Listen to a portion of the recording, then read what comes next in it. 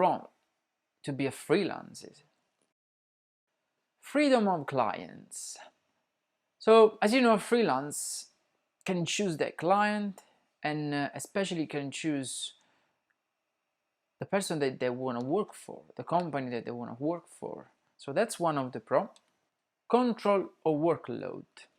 This is another benefit of being freelance, because you are able to choose your workload. You can work as much or little you want, and you can choose the project that for you are important maybe. So you can get focused maybe on just one client, or maybe just focus on 2 clients, rather than have a full-time job when you have got a boss that tell you, oh, you need to do this, you need to work for just this client, or you need to work with just this client, or with 2 clients, and maybe you don't like them. This is one pro. Flexibility. Freelance, they've got quite a lot of freedom over their client and also their workload, but also flexibility to do and choose the time that they want to work. If they want to work just part-time, if they want to work just during the summer, if they just want to work 2 times in 1 month, in 1 week. It's all about yourself. That's why it's flexible. Independence. So freelance, they don't need to care about what time they want to work. I know we work for a company that maybe they start at 5 o'clock and they finish at 9 o'clock in the evening. Or maybe we are on tour and we don't know what time we're going to start and what time we're going to finish. But if you work on a corporate job and someone call you and say, look, there's this job coming up, the time is 6 o'clock in the morning until 10 o'clock in the evening. At that point, you can choose if you want to accept the job, if not. And the same thing is for the tour, because someone can call you and say, look, I've got a tour of 3 months. You want to do it? You can say yes or no. I've got a tour of 1 week. Do you want to do it? Yes or no. It's all about what you want to do. The next one is exposure. So a lot of jobs offer employees variety. So if you want to work as a freelance, you can decide the project and the topic that you want to work for. Working for one company might not provide you the experience in another industry, but freelance is the way that you can open your horizon. You can learn different things.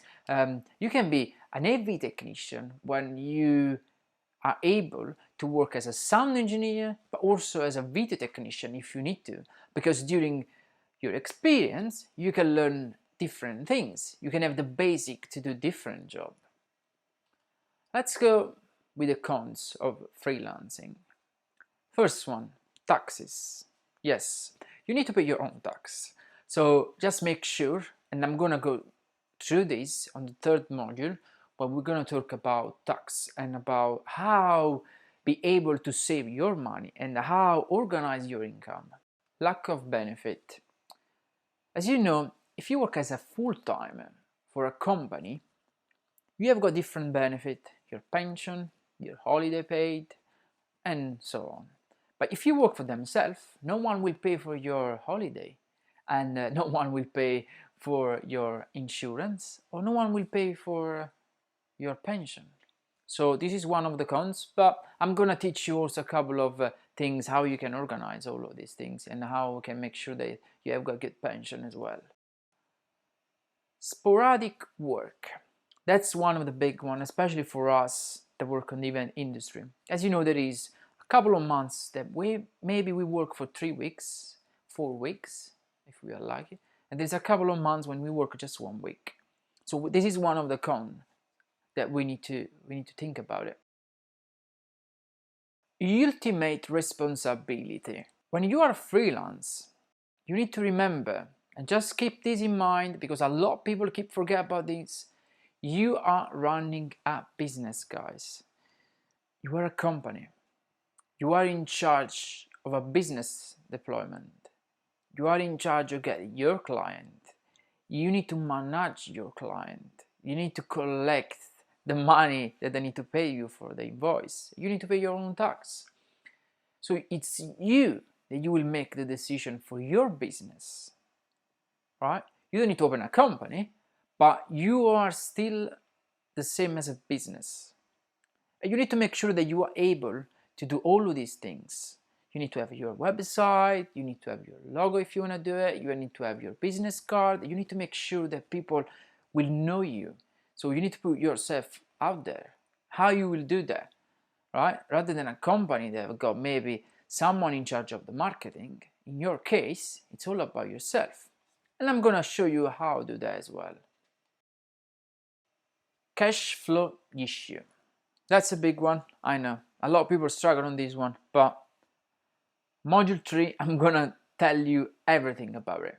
I'm gonna give you all my small secret, all the knowledge that I have about this, and I'm gonna tell you that at the end of this, you will be able to organize your income without care about it.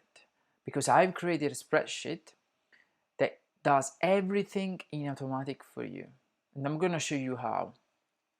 So cash flow, as you know, is all the money that you need to have to survive, and make sure that you always have your cash flow. Because remember, that's all up to you. You need to make sure that you get paid the right money to have enough cash flow in your bank account. You will need always cash flow, because if someone doesn't pay you, but you need to pay your bills, you need to be able to have cash flow on your account, because you need to pay your bills. And I'm gonna also tell you in Module 2 how you need to make sure that your client will pay you in time.